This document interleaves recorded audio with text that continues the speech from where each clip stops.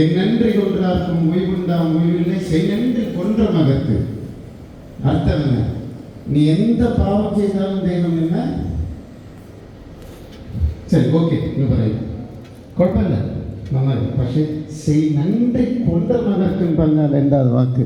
നീ നന്ദി മറന്നിട്ടാണ് ദൈവം നിന്നെ തിരിഞ്ഞു നോക്കില്ല. ഈ ഭൂമിയിൽ ഒരു കലാകാരനായിട്ട് നിങ്ങൾ ജനിച്ചിട്ടുണ്ടെങ്കിൽ നിങ്ങൾ ദൈവത്തിന്റെ മകളാണ്. இதுக்கு கிளாப் பண்ணிக்கலாம். சரி ரொம்ப இந்த நாளமா இப்போ ഈ നിമിഷം ഞാൻ പറയുന്നു, ജോസഫ് ഓടിവോ, ഇതാരെന്നറിയാം?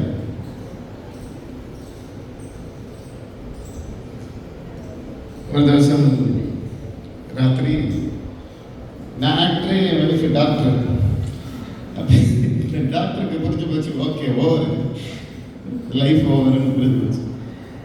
அப்போது எனக்கு കരളിൽ നിന്ന വ്യക്തിയാണ് ഇദ്ദേഹം.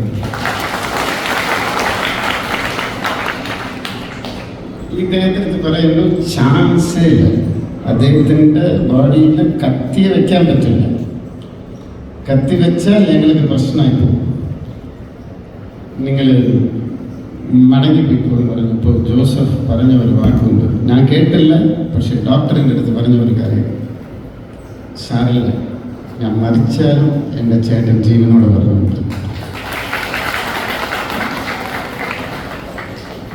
എൻ്റെ ചേട്ടൻ ജീവനോട് വന്നാൽ ഒരു ജീവനല്ല രക്ഷപ്പെടാൻ പോകുന്നത്, 1000 ജീവൻ രക്ഷപ്പെടുന്നു. എന്തായാലും എൻ്റെ മനസ്സിൽ ഒരു കാര്യമുണ്ട്,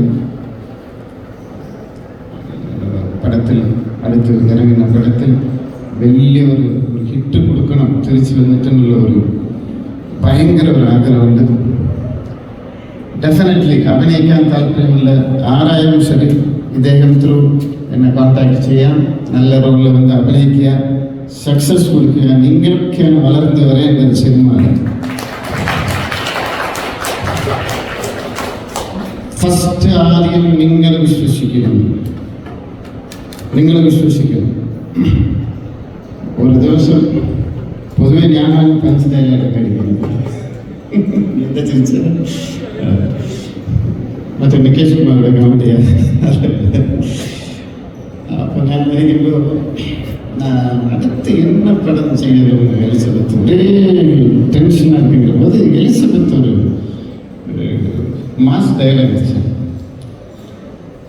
മരിക്കാതെ നിങ്ങൾക്ക് ജീവനേ കൊടുത്ത ദൈവം ഒരു പടം കൊടുക്കാതെ, ഒരു നല്ല ഫിലിം തരാതെ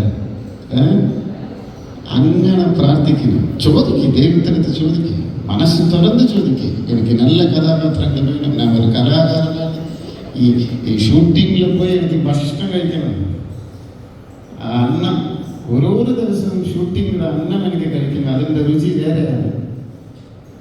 അങ്ങനെ പ്രാർത്ഥിക്കും. നിങ്ങളെല്ലാവരും നന്നായിരിക്കും.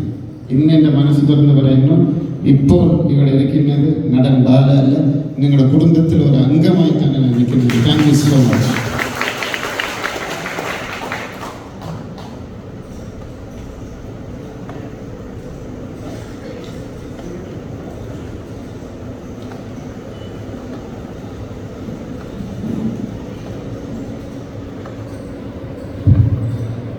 പ്രിയമുള്ളവരെ, ഇപ്പോൾ ശ്രീ ബാലസാറിനെ ആദരിക്കുന്നതിന് വേണ്ടിയിട്ടുള്ള